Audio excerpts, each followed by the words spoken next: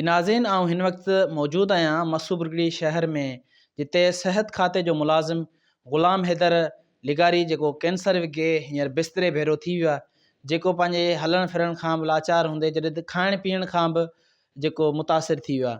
जॾहिं त हिन पंहिंजे घरू जेको ख़र्च जो जेको बि सामान हो पंहिंजे इलाज जे ख़र्च ते सभु खपाए करे पंहिंजो इलाजु जेको हींअर अञा ताईं जारी रखियो आहे। हाँ, हिन वटि के अहिड़ियूं बि ज़रूरी शयूं न आहिनि जेको पंहिंजो ख़र्चु, हीअं रोज़ानो 10 खां 15,000 रुपए जा हिन खे डोज़ लॻनि था। ॿियो बि घणो ख़र्चु आहे। अचो त जेकब न्यूज़ जी टीम पारां हिन जा दर्द ॿुधूं त हिन जो छा चवणु आहे। तकलीफ़ खे साल खनि थियो आहे ऐं जेको आहे सो तक़रीबन 10 खां 20,000 डेली ख़र्चु थो वञे। हा, सिहत खाते में तव्हां घणो टाइम थियो मुलाज़िम? सिहत खाते में मूंखे चई करे 54 साल थी विया आहिनि। तव्हांजो औलाद घणो आहे? औलाद जी मुंहिंजा 2 नंढड़ा आहिनि। 2 नंढड़ा? हा, सही सही। 2 नंढड़ा निकिरंदा आहिनि। कमाइण वारो तव्हांजे घर में केरु आहे? ॿियो केरु कोन्हे। तव्हां ई आहियो? जी हा।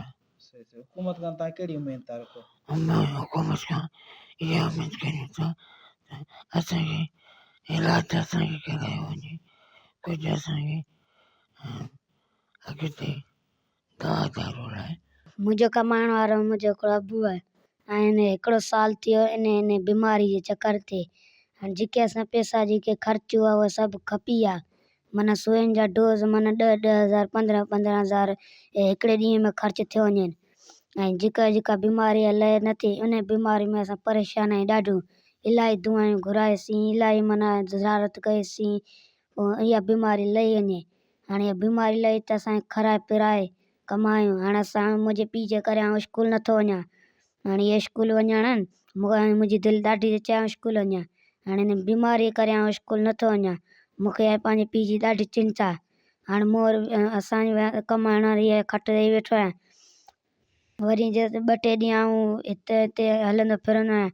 2-3 ॾींहं हिकिड़ो वियोसीं, वरी यानी वसी न सामान थियण जा पैसा कोन, कर्ज़ु हिकिड़ो मथां 2 महीननि जा कर्ज़, एतिरा पैसा कोन जो महिरबानी कयो तव्हां पैसा ॾियो त मां पंहिंजे बाबे लाइ इलाजु करायां। तव्हां ॻाल्हि ॿोल ॿुधी हिते मस्सू बुरगड़ी जे सिहत खाते जे मुलाज़िम ग़ुलाम हैदर लिगारी जी, जंहिंजो चवणु हो त आउं गुज़िरियल काफ़ी अरसे खां कैंसर जी बीमारी सबबि बिस्तरे भेरो थी वियो आहियां, जॾहिं त मुंहिंजो कमाइण वारो केरु न आहे।